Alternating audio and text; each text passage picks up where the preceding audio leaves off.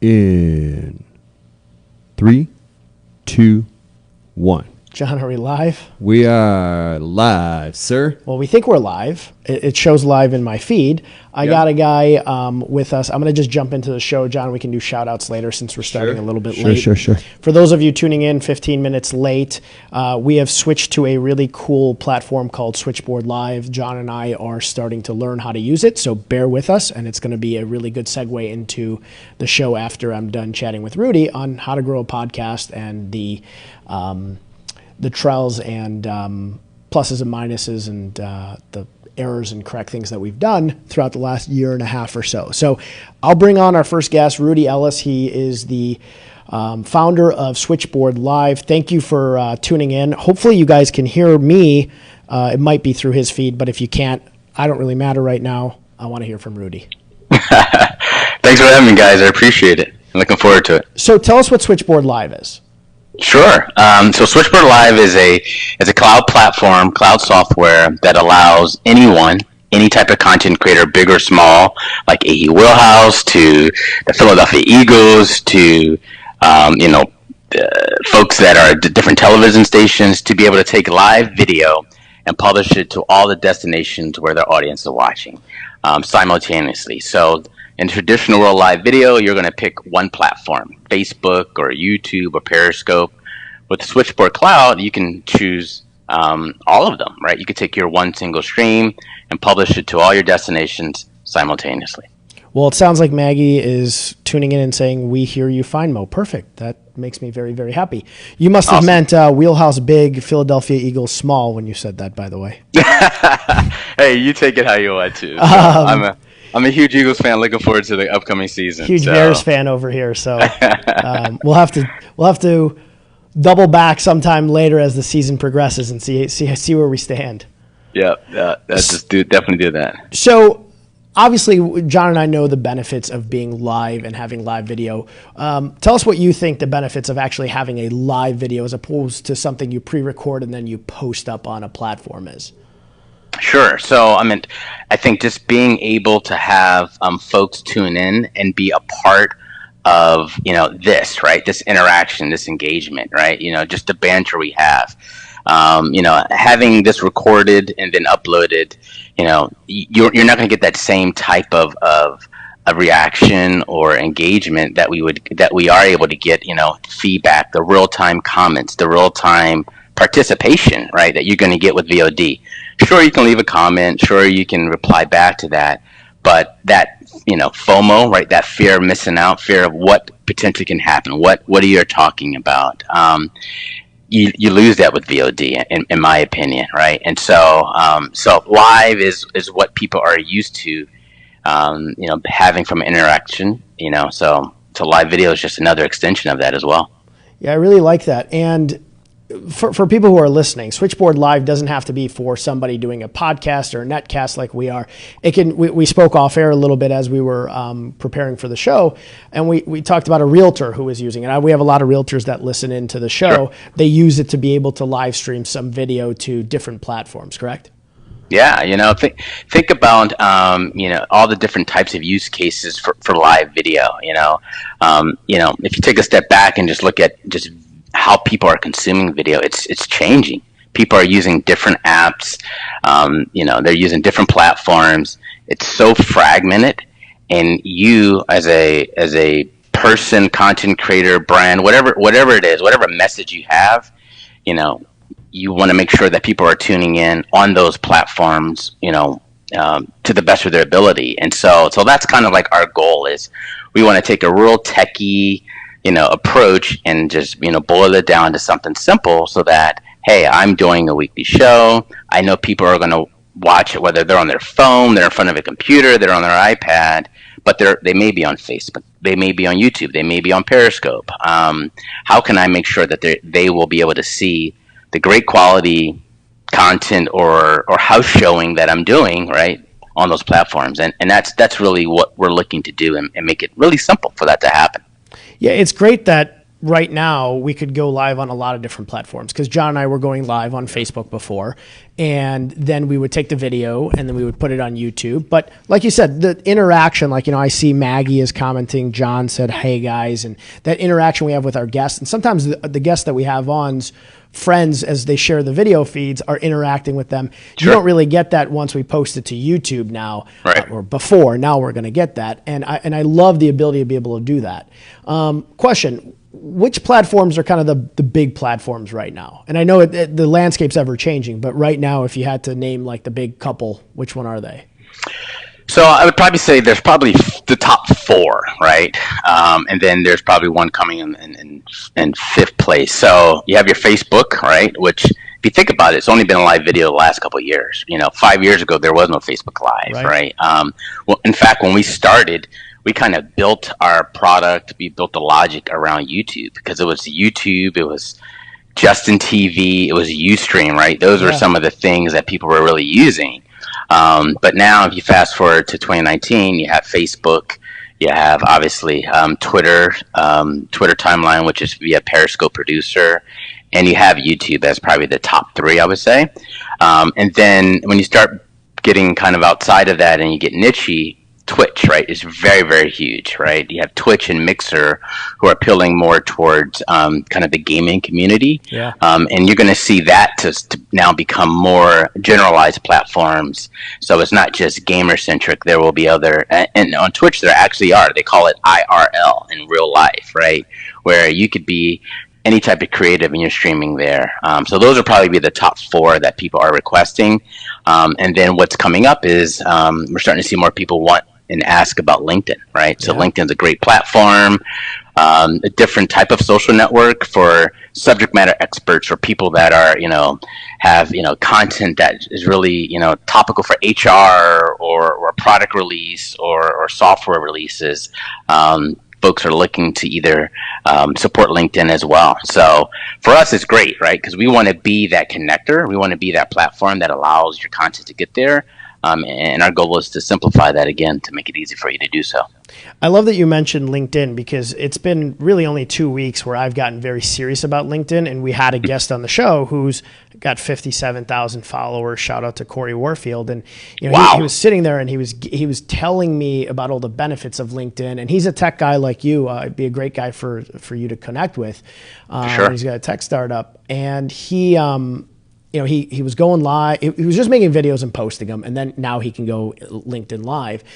But after speaking to him, I got motivated. I made the same video, and it was pre-recorded because I can't go LinkedIn Live on LinkedIn, and then I posted it on Facebook. And I got 2 to 3 times more views on LinkedIn. And that wasn't even the most interesting part. The most interesting part was they were totally different people. So the people that were viewing my stuff on Facebook and commenting and interacting with me were a completely different group of people than the people that were interacting with me on LinkedIn. And I said, wow, I've really been kind of crapping the bed here. I've only been focusing on one thing, not on multiple platforms. And I'm missing this whole audience that I was just not touching at all. Well, think about it. So, we've had cases where folks who have a real strong audience on, let's just say, YouTube, right? So they have their weekly content, they're doing their weekly shows, and they want to now offer video on Facebook and Periscope.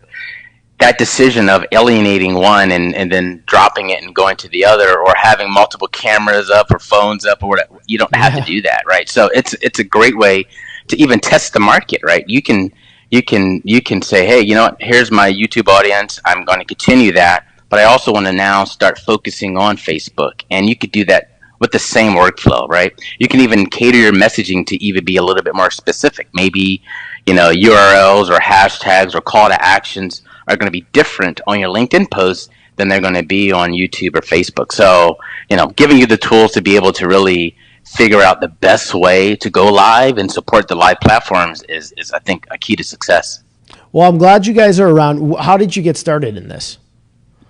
So I've been in live video probably, I don't know, close to probably about 15 years, right? Probably dating myself. I used to work at companies where we provided the streaming services for athletic universities. So like Oregon Ducks, the Nebraska Cornhuskers, their athletic websites were supported by the companies that I worked with.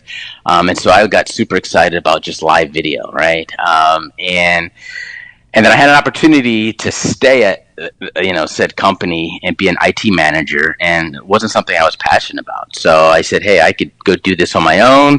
So I took that, proverbial plunge and left the job with, and said, hey, let me go figure this out. And really there was a customer of ours who said, hey, how can I stream to my company website as well as my other website, right? And that always stuck in my head. I'm like, there should be a way to do that.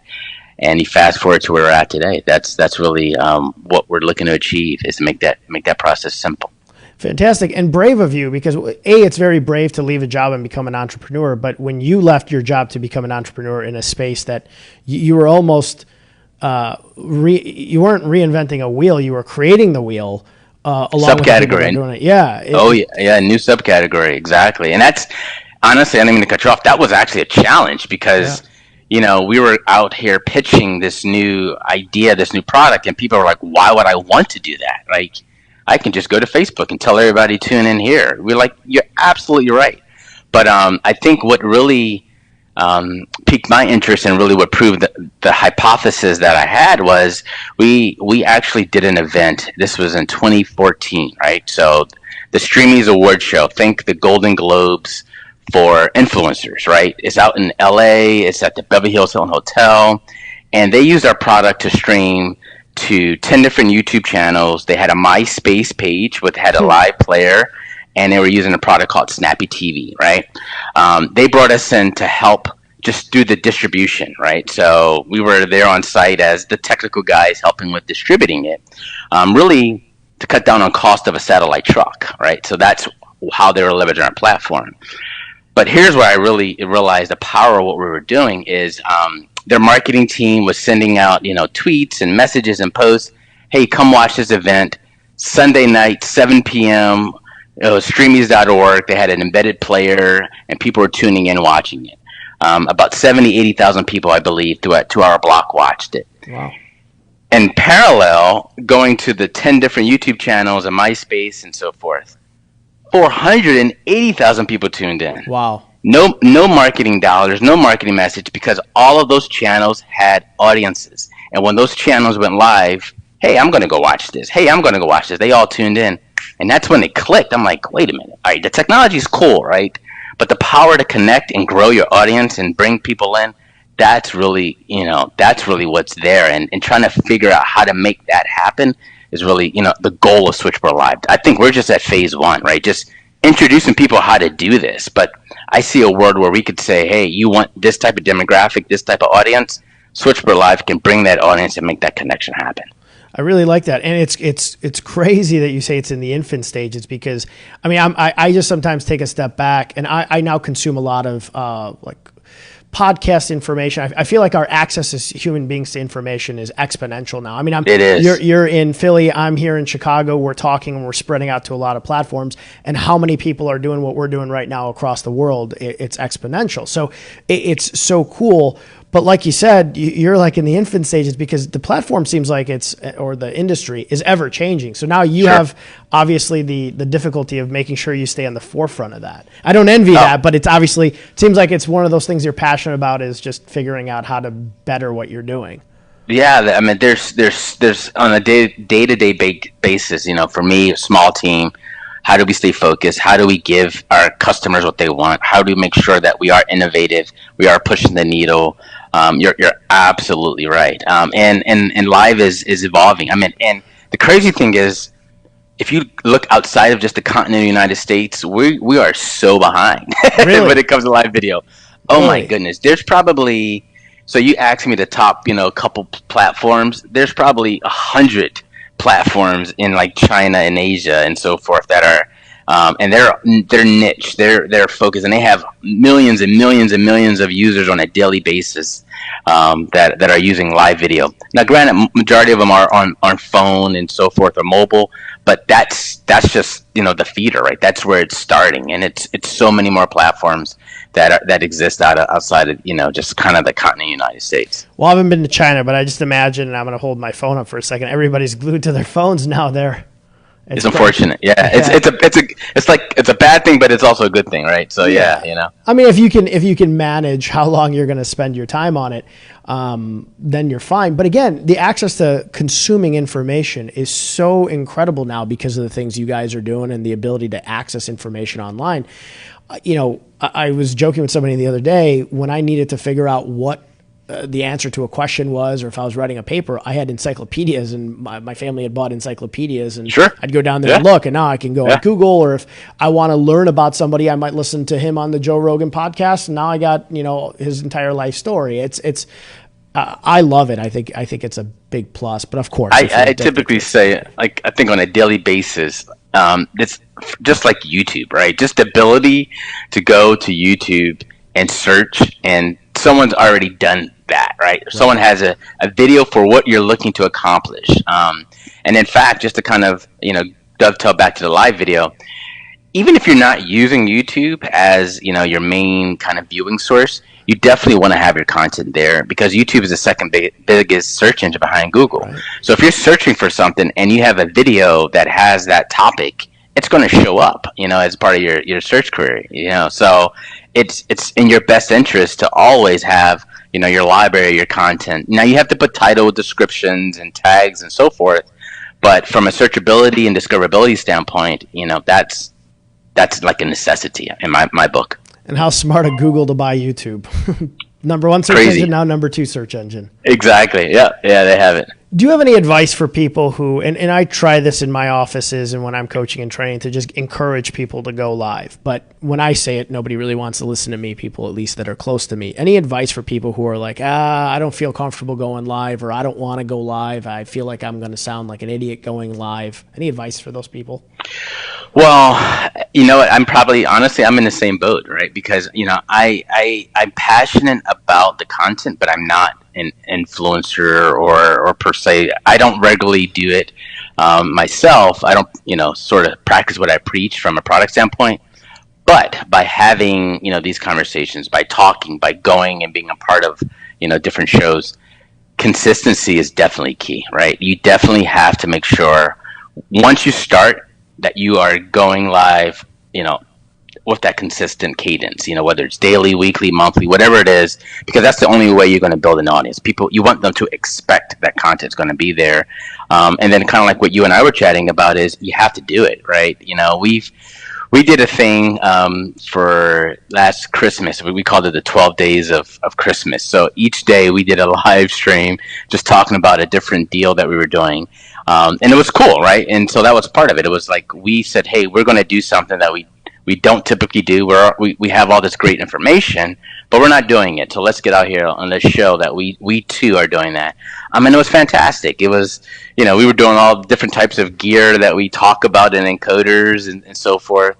But I would say the first thing is you got to get out there. You have to do it. You have to get over, that fear of not knowing what to say. It's just like anything, right? You have to do it a couple times and you will, gradually get better. And then the second thing is consistency. You have to be consistent on doing on a consistent basis. It's weird for me because I used to be very nervous to go live, and people say, well, you don't seem nervous now. And I'm like, yeah, practice makes perfect in almost anything you do. And I got more used to it. Mm-hmm. Now, if I pre-record, like I said, I had recorded that LinkedIn video. When I pre-record, I'm way worse than when I go live. You're critical, right? Very critical. I'm like, and I'm like, oh, I can press stop and I can re-record this, and then I'm just judging myself constantly, and I'm in my head. Whereas when it goes live, well, shit, you're live, and whatever you say is going to go out there, and I feel like I'm way more on now when I'm live, and I try to tell people that, and I think the biggest concern is that the interaction. What if somebody asks me something I don't know? Well, then don't answer it right away on air. You can always comment later. Sure. But I tell people now, I'm way worse if you pre-record me. If you just stuff a camera in my face, I'm awful. But if you make me go live and I can just talk to somebody like I would if you and I were actually, having coffee or lunch, I'm way better that way. It's also that it's you're being authentic. You're in the moment. You're engaging. Whereas when you are recording, that, hey, I can go back and edit, clean this up, or hey, I'll take care of that in post, right? out, splice or what have you. But when we're doing this, you're absolutely right. There's no re-record, and that's also a pressure too. Unfortunately, right? You want to make sure that you have the microphone, you have good quality audio, because people will tune in to crappy video. But if you have crappy video and crappy audio, your audience is going to go. Right? They definitely can't tolerate that. Agreed. And how does somebody find you guys? So where do they go, and how do they sign up to use Switchboard Live? Yeah. So our website is switchboard.live, www.switchboard.live. We're Facebook, YouTube, Twitter. That's our handle, is at Switchboard Live. We have what we call a 20-minute mode, where you can just sign up. You can kick the tires around. You can add your encoder. You can add your destinations. You can try it out for 20 minutes to make sure that this is something you want to do. And then once you do that, you can enter into a full 7-day free trial, and stream at your heart's content. Sorry for the, live, right? You got this background siren. I don't know if you guys can hear that or not. Oh, well, I hear it. It bothered the crap out of me. I tried to stay focused. But you could, sign up for the 7-day free trial, and stream it, as much as you need for that period. And then we have different types of pricing models, where it's monthly, quarterly, or annual pricing. Great.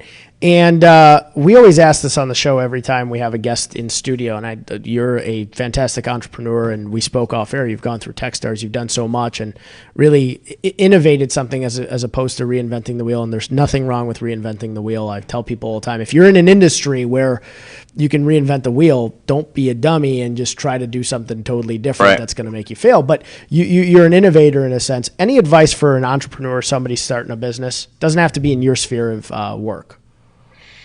Well, I think one of the things for me, when I started out, so I was working a 9-to-5 in the corporate world. I knew nothing about entrepreneurship, to be honest. But what I did do is I read a ton. I listened to a ton of podcasts. I did a lot of that due diligence, and I built up enough understanding of what I needed to do to kind of take that plunge, right?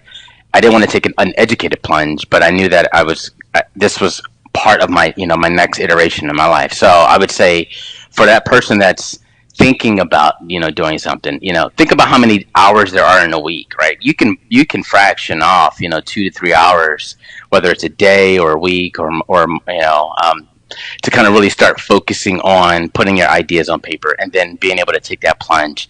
I think it's the best decision ever made, right? For me to do that.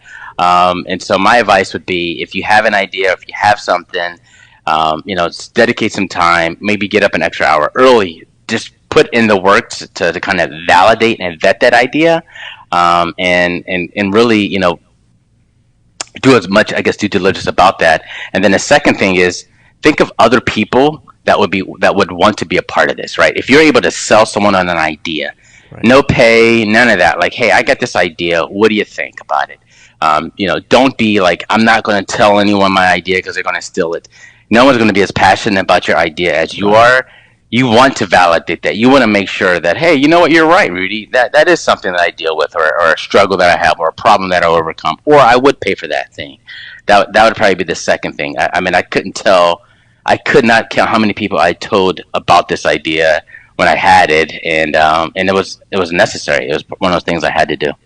Well, both really good points. Yeah, the first one, obviously. But to the first one, have you ever seen Arnold Schwarzenegger's speech on how many hours you have? And he goes, how many hours? Yep, exactly. They want to sleep 8 hours, sleep faster. And he's like, said sleep faster. When I heard that, I was like, what the heck? Yeah, I love that.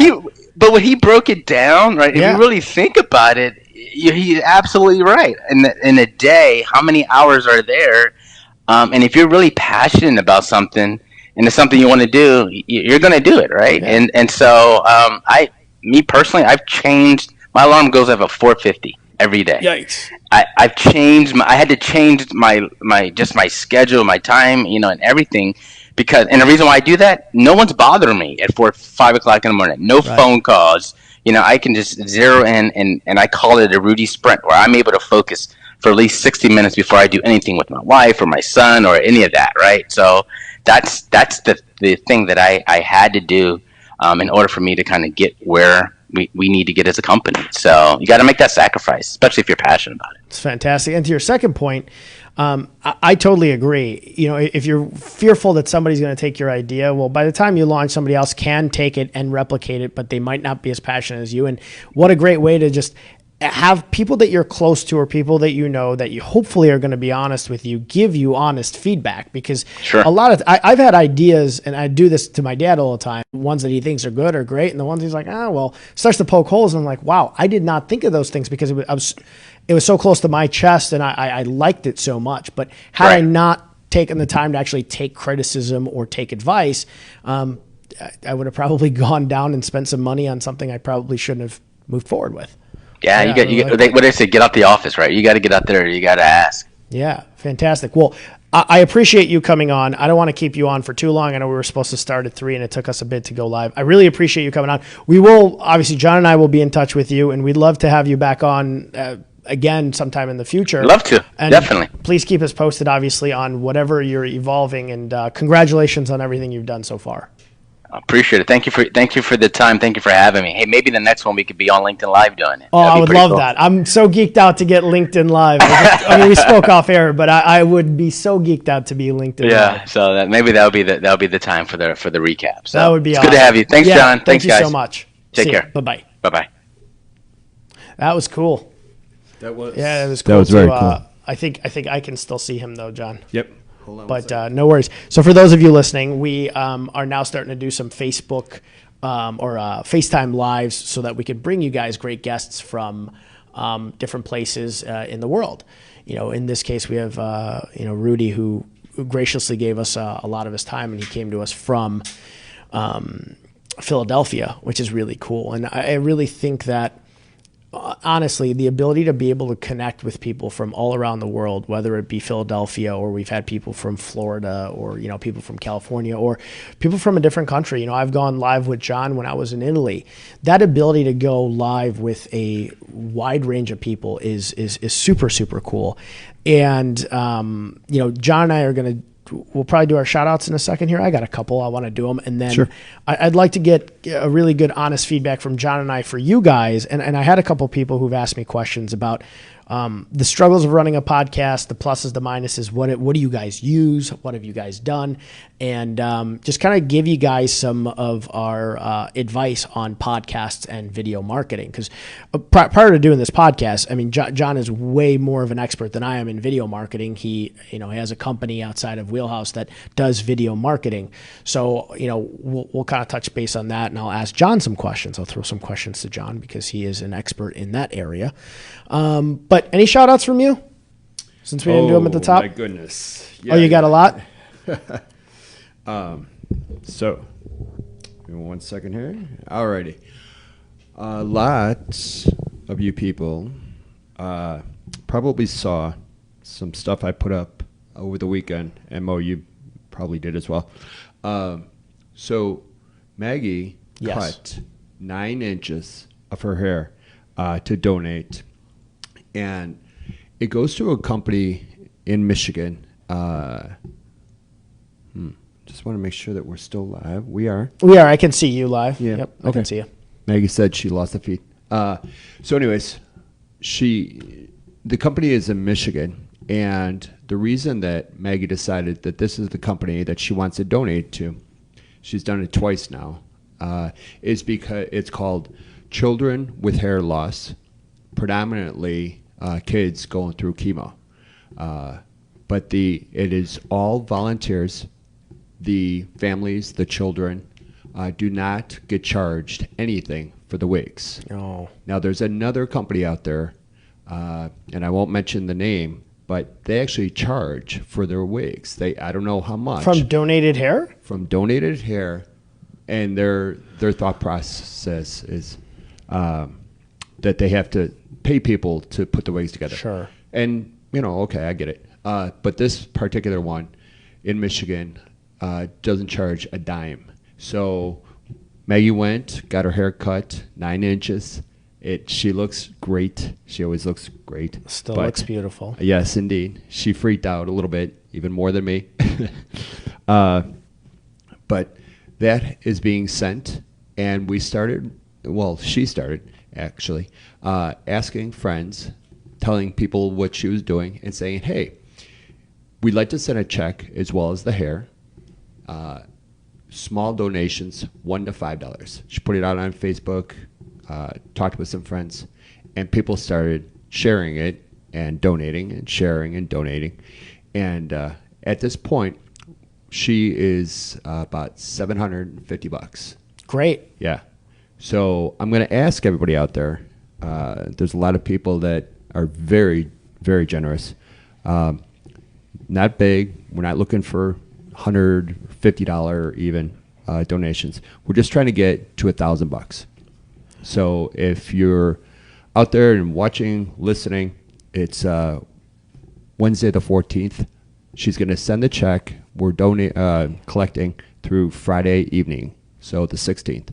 If you see this, hear this before the 16th, and you want to donate, reach out to me. I can give you her quick pay or PayPal account. We just want to get to $1,000. Be able to send that with the hair. Yeah, please share it, guys. I will get it to $1,000 no matter where it stops. And then obviously if it gets past 1,000, I'm in on the donation, obviously. But thank you, Maggie, for doing that.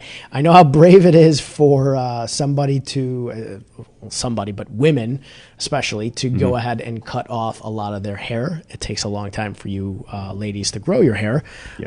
And I know it's a brave thing to do. And I'm sure it'll go to helping a bunch of kids who really need it. Oh, my gosh, yeah.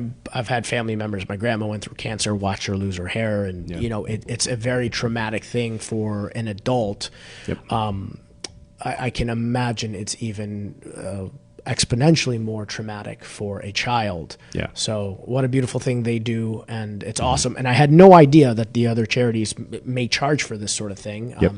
Still happy they do it, but Sure. Kudos to the charity for not charging and actually being able to give these kids some relief. We're going to try and have the CEO of the charity on within a month or two. Cool. Just do a FaceTime. That'd be and awesome. Learn more about it.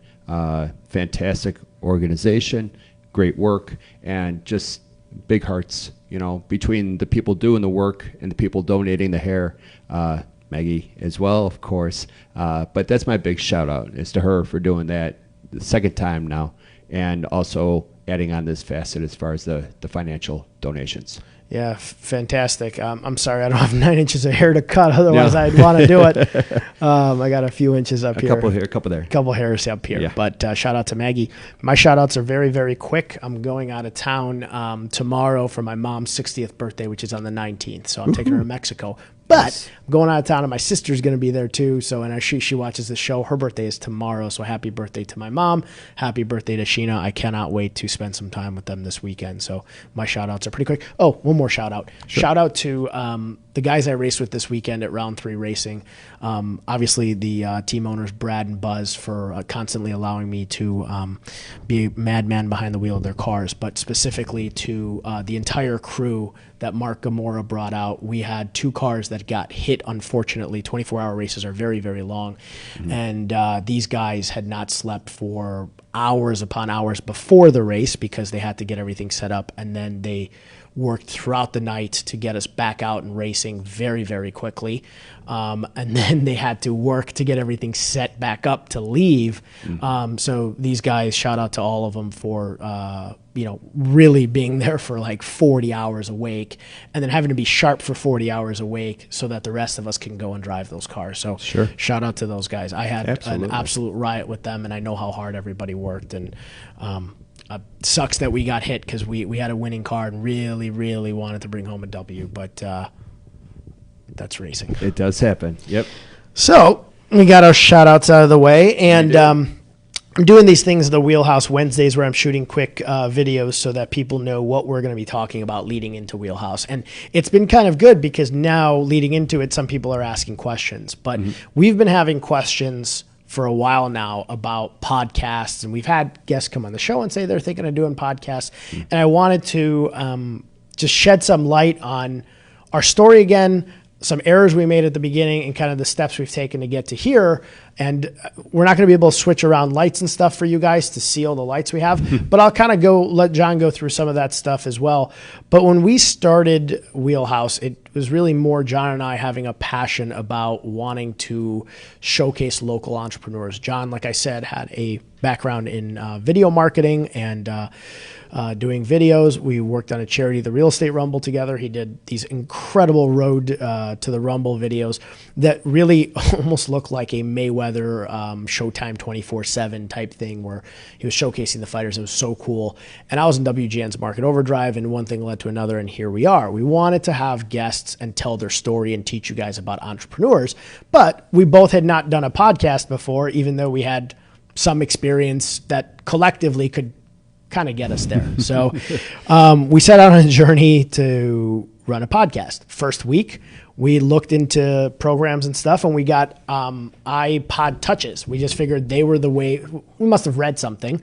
John's showing them these little iPod Touches that people had told us would work for shooting video.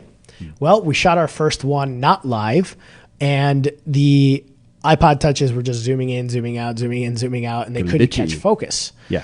So we're like, shit, that doesn't work. So we went and we bought, you probably can't see them, but we have a bunch of 4K iPads in here, and they run the video that you guys are seeing. So there are cameras. They shoot really well. They're not inexpensive. We bought really nice iPads, so they are expensive, but they shoot really well, and the audio is really good, and the quality is great. And whether you love Apple or you don't love them, if something goes wrong, there's an Apple store within 10 minutes of you, and you can go fix the damn thing, and there's updates and stuff. So I think that's been pretty good for us. I would let John say No, otherwise. I agree. Yeah, I do. So before we started this, I have an Android phone, a Samsung. Yeah, green text boxes if you text John. But you're right, as far as having an Apple store pretty much right next to every Starbucks. I mean, it's right down the street all the time. And so if there is a thing and you can go in and sit and talk and kind of walk through everything, it really does help. It's so the company that we use to ingest all the video and the audio through the mix board, it's called Switchers Studio. It's a software, and they're constantly doing updates as well. So that is our actual intake and output. Now we have Switchboard Live, which takes what Switcher Studio does, and then ingests that, and then multi-streams it out to a variety of different platforms. So right now we're just doing the 3. That's why we wanted to have Rudy on. It was our first time doing it. Have him on, talk about it. Super nice guy. Yeah, I mean, very sharp about very sharp. Yeah, the process. And you even said, I mean, he took an idea that was not out there, and I mean, really ran with it and did a great job. So I know just from doing this process with you over this year and a half ish. There's going to be problems. There's going to be glitches. Internet will go out. Yeah, your electricity will go out. Guests will decide not to show up. Stuff like that. But that's any business. I mean, it really is any business. Yeah. And even moving forward with Switchboard Live, there's probably, and it's going to be on me, there's going to be a glitch every once in a while. But when you're starting, like you said, with any business, I used to freak anytime there was something that just didn't go right. And now it's I just take a deep breath and fix it, keep working at it. Move on. That's a great thing about the internet and what we're doing. And our viewers, our passionate viewers, they, if we go a few minutes late, they understand why. Yeah. Well, big shout out to you on this, because and I mean this, and I'm not trying to promote John in a way. I'm not trying to be promoting in a way, but I am probably more. I joke that I'm not techie, but I'm probably more good with technology than the average person. But I would give you the advice that if you are going to run a podcast, you need to have somebody like John who knows how to do the video, knows how to work a switchboard, knows how to get it out there and work. If you guys, and maybe we'll take a photo and put a photo of the studio up. If you guys could see how many wires are running through here, the average person would have a heart attack trying to man all of this.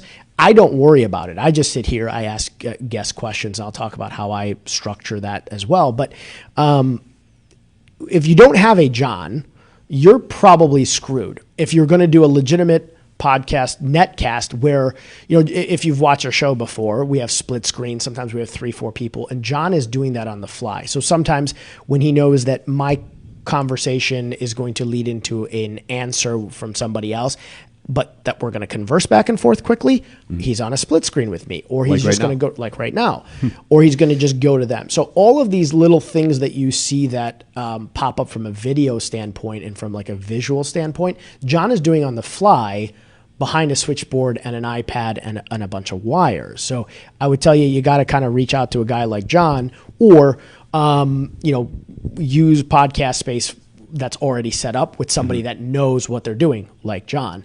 Because if I had to do what I'm doing and then worry about the feed and moving things around, it would virtually be impossible. It's an impossibility that you do it. Now, if you want to just have a camera in front of you and have a friend sit next to you, I used to do that with Main Street Mondays and Mo, and we just like sit shoulder to shoulder and have a conversation.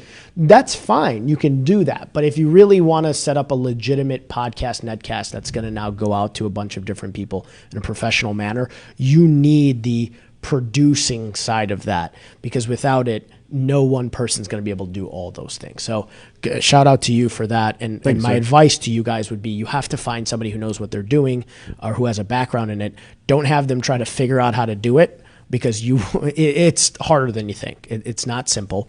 And then from that, it's the editing of short clips. One of those little things that, John does, we take out snippets of our guests on here, and we share those snippets. And a lot of times it's little bits and pieces of advice or a cool story about a guest that we just picked up on, and we want to tell that story, but not for somebody to have to listen to an hour-long show to get that story. So John's able to then take the video and then cut that stuff out, edit it, get it up on the different social media platforms, and then we are able to better tell the story of our guests. So if you're going to do something where you have guests on and you want to tell a story about them and they say something impactful, you after the show want to go and be able to carve that out. I don't know how to carve that crap out. It's not crap, but I don't know how to carve video out. Right. So it becomes difficult. So again, you need somebody who has that ability to do things. John and I are partners in this. Normally, if we weren't partners in this, I'd have to go hire John and spend a lot of money on that. But it's money well spent. If you're going to do this professionally, you have to hire somebody that knows what they're doing. Correct. And I keep promoting you here, but I'm giving you a lot of props. My shout outs are all to you and my mom and sister. Thank you. But one aspect is what we're doing with Switchboard Live. We've gone live in this video feed. Video is technically called a netcast. It's out on now YouTube, on Twitch, Facebook. It goes to all these different places, hopefully one day on LinkedIn. But there's an audio aspect to having a podcast. And I've had a lot of my friends, Matt Rosen in specific, Lawrence Dunning, who's been a guest on the show, and he listens to it. He goes for long workouts, and what he says is, he downloads our audio and listens to our audio. So some people in their cars, when they're going for a run, a jog, they're sitting, on a train, they might listen to the audio of your podcast. We're on Spotify. It's cool. I just downloaded Spotify and started using it, and I saw WheelHouse. I'm like, oh, this is really cool. I saved it.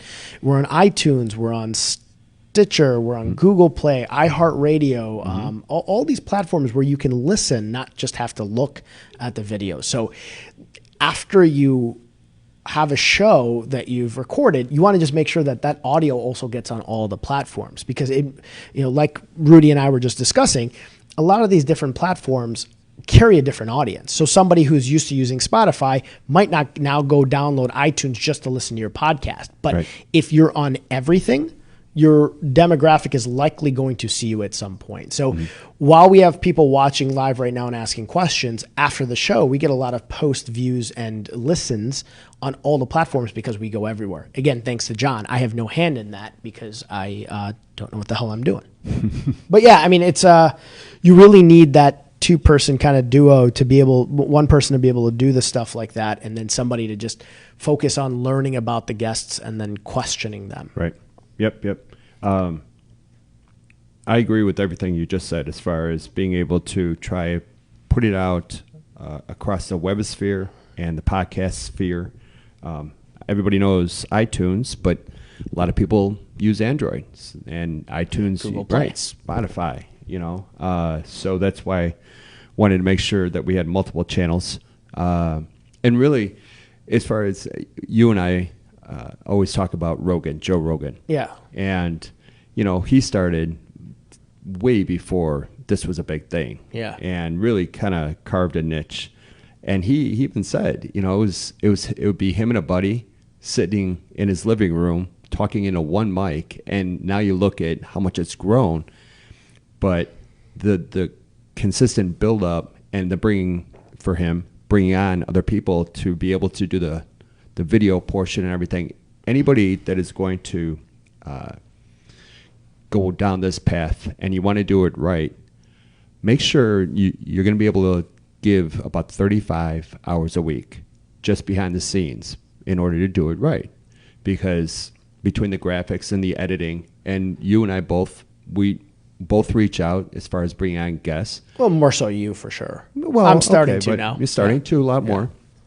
But it really they're doing us a favor by coming into the studio at the time that we allocate. So trying to get everybody scheduled and get their background and everything. It takes time. So I've had a couple people come to me, and one in particular, and he's like, hey, I want to do this thing, and what you and Mo are doing is cool, and I have this idea, and blah, blah, blah. Great. So we got together, and I started going through the checklist of things that we should do to get his idea up and running. He's like, oh, okay, I'll call you. Calls me a few days later. Yeah, I don't know.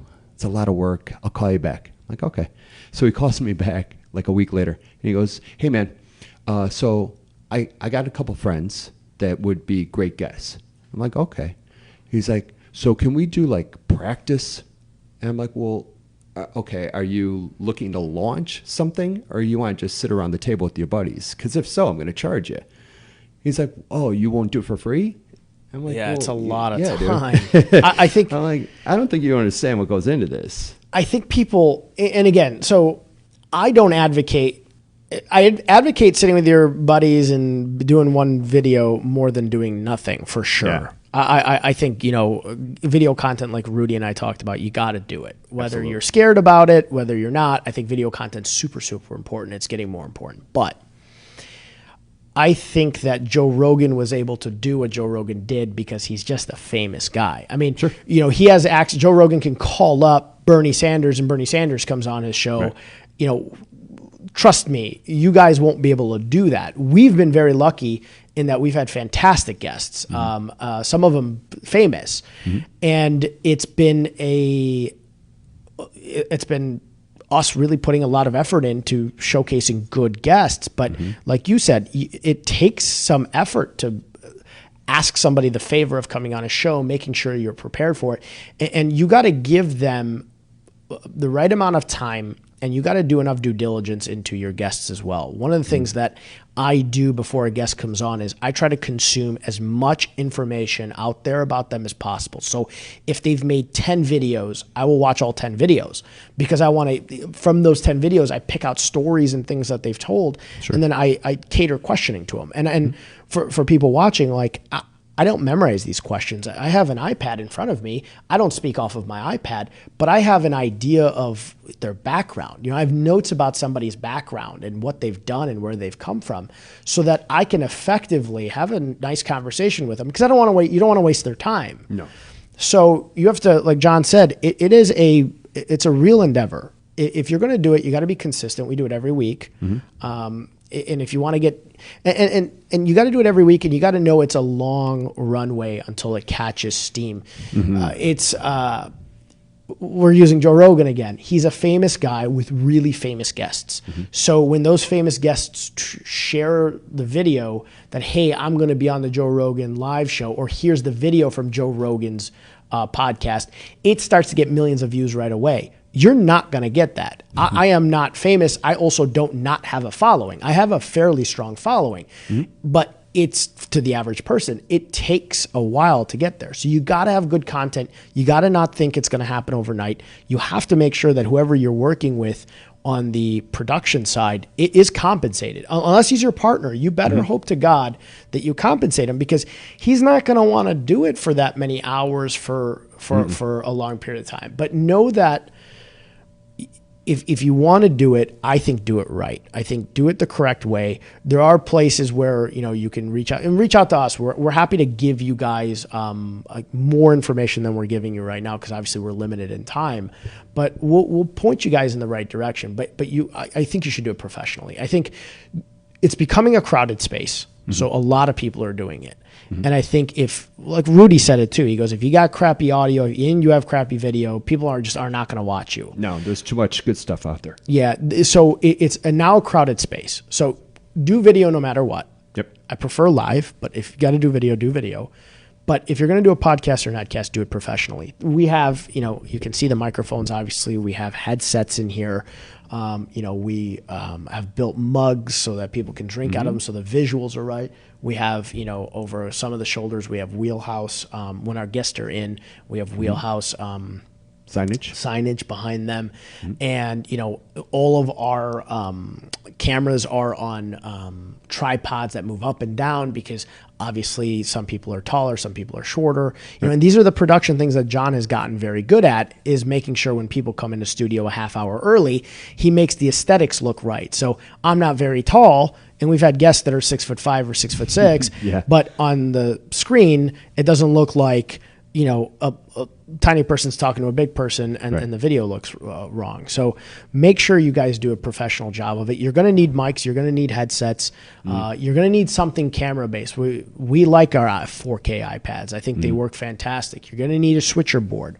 You're going to need these programs that are able to get the video to go out. You know, you're going to need tons of chargers for everything. You know, we have a charging bank. You got to make sure everything's charged up every week. There's wires galore. We'll take a photo actually, and we'll post it up. Sure. And then John has a lot of light. You guys cannot see this place, but he's got a lot of lighting in here. So lighting is so important for video, and basically the entire ceiling here, he's put up, what kind of lights are these called? Softbox lights. See, I don't know shit. But we got softbox lights that John's hung all over this place so that it looks lit up and it looks right. Because any room or building you go into, and I can take a picture of our ceiling and post it up, is not going to have the adequate lighting that you need to have great video content. You know, like I was on WGN's Market Overdrive, but I'm WGN Studio. They have put together a really nice studio. But when you're in there, there's a lot of effort going on behind the scenes with the lighting, because and your guests are going to want to look good. You know, your guests don't want to look like they're in dim lighting or crappy lighting and all that stuff. So you got to get the right lighting. You got to get the right microphones, get the right camera, and then all the miscellaneous stuff that comes with it. Is super important. Little ongoing. I mean, we're still buying stuff. We're still buying stuff. Yeah. And you don't have to buy everything right away, but I'll tell you, we bought, outside of the goof up we did with the iPod Touches, we really had a lot of the stuff from Go, because again, because you knew what it would take to make it visually look good.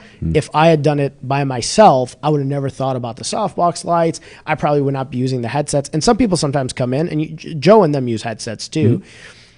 Your headsets are super important. Some people don't like it visually. They're like, oh, it ruins my hair. I want to take it off. But your ability to hear is so important. And sometimes when things go out, or you have those errors and program dies out, I can hear that the audio went out. And then I'm like, okay, now we know there's a problem. John knows there's a problem, and then he behind the scenes can fix it. So highly recommend having the headsets. I was anti-headsets at the beginning. I know. I didn't like it, probably because it messes my hair up.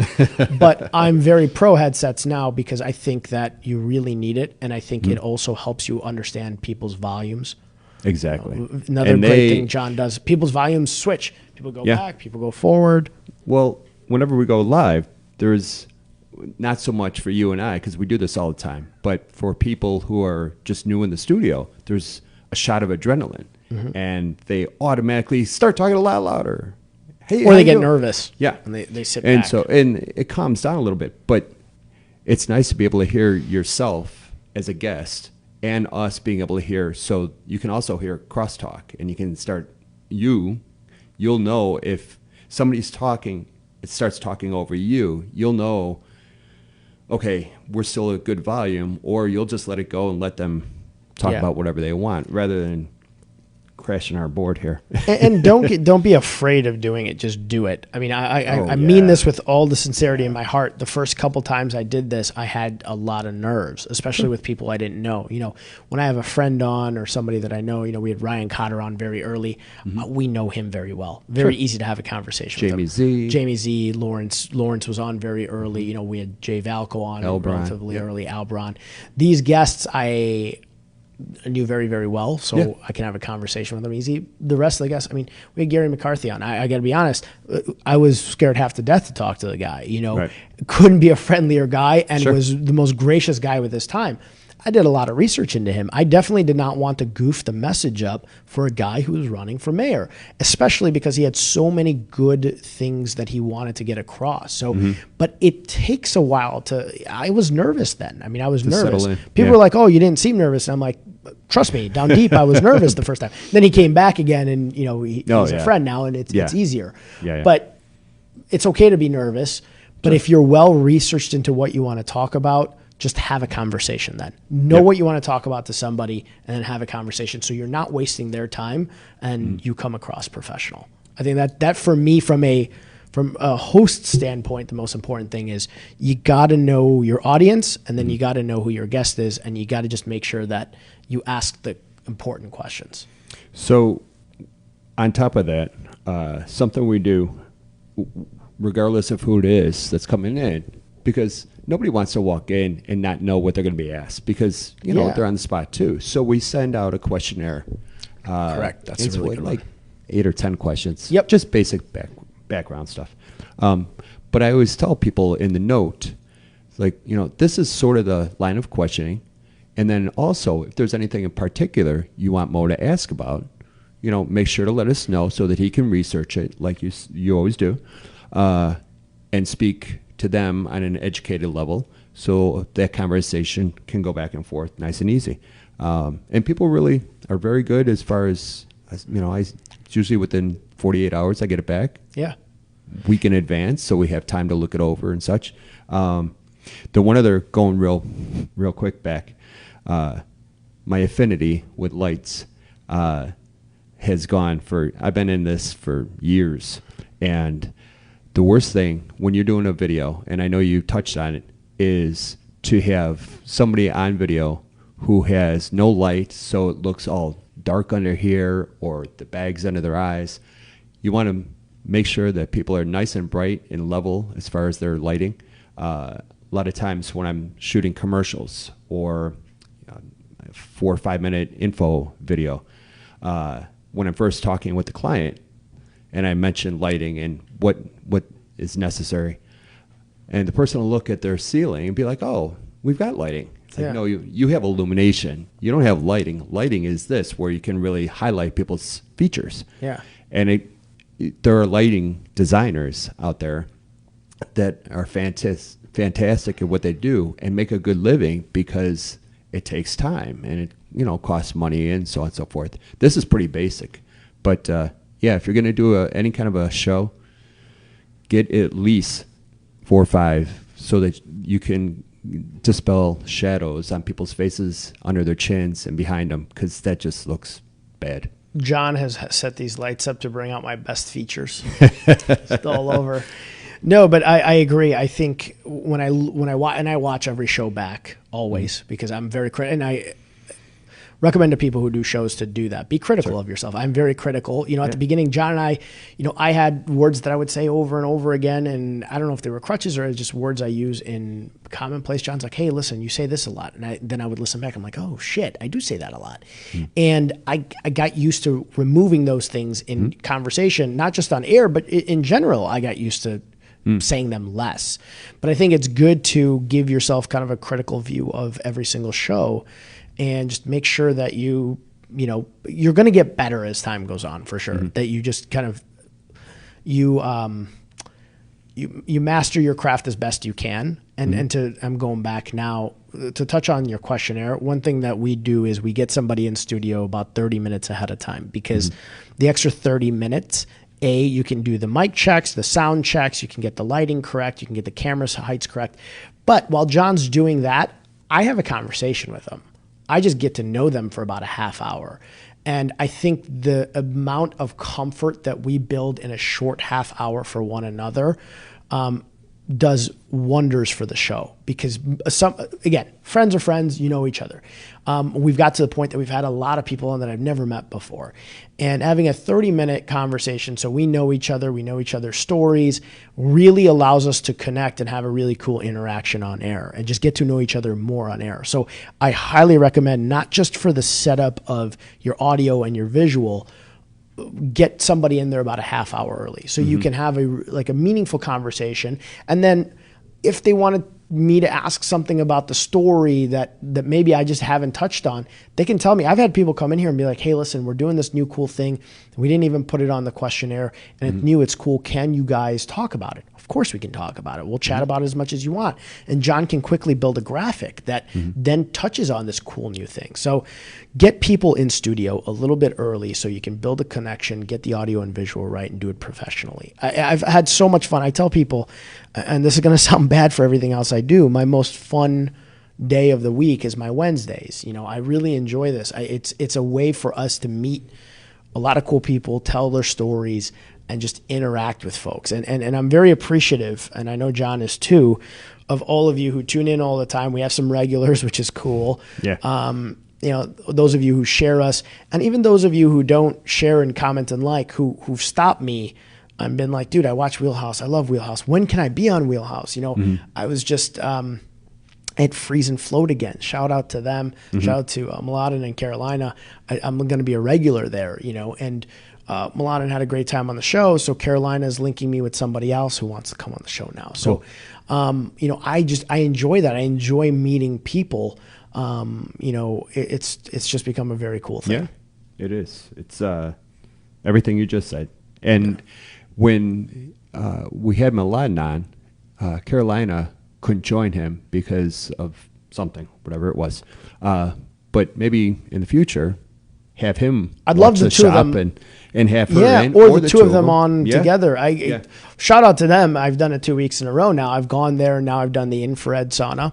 Yeah. I've done the cryo twice, and I did the float tank. First of all, the place is beautiful. It's gorgeous. I've been to these things before, and they don't look like this. They just don't. It looks like a very high-end spa. They treat it like a very high-end spa. And the infrared sauna was amazing. I mean, I was rushing to get here because it took me so long. So I did the 45 minutes, but I could only stay in for 30 so we could do the show. Right. And I sit in a sauna a lot, and it was it wasn't uncomfortable. You're sweating, and you can feel like you're getting the benefits of a sauna without feeling like you're going to die after 15 minutes. Because I'm a sauna goer, and if I'm at Lifetime after 15 minutes when that thing goes all the way down, I'm in pretty bad shape. Yeah. This is a totally different thing. You can throw your AirPods in, listen to some Spotify, which is what I was doing, and relax. And then the cryo is, I do the coldest now, very, very cold, but I feel so much better now. Good. And the float tank, I came in here, you and Lawrence last week were like, oh, he was bouncing around. Mentally, the greatest 1 hour break I've taken in a long time. So highly recommend it. My back felt better the following day going into racing cars. So shout out to them again. Cool.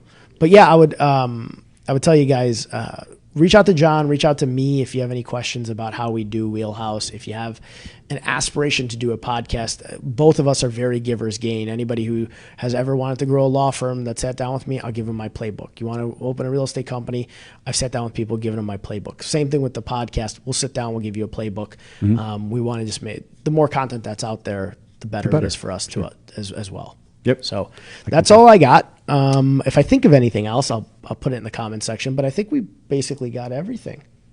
I think so. A lesson on how to run a podcast. How to run a podcast, a successful one so far. Yeah, and a fun one. So next week, we have a former UFC. I know he fought in other leagues as well, or for promotions. Mr. Jeff Curran. He goes by Big Frog. Mm-hmm. Big Frog. Really cool guy. Very funny. And there are fights this weekend that I know I'm going to watch. I assume you will. So we'll probably touch on that a little bit. But he has a gym up in the northwest suburbs that is fantastic. It's big and beautiful. And he's got new locations coming too. Does he? Yep. Oh, I didn't even know that. Okay. So we've got the MMA segment, but also he is a brilliant business person. Yeah, absolutely. So I'm looking forward to have him on.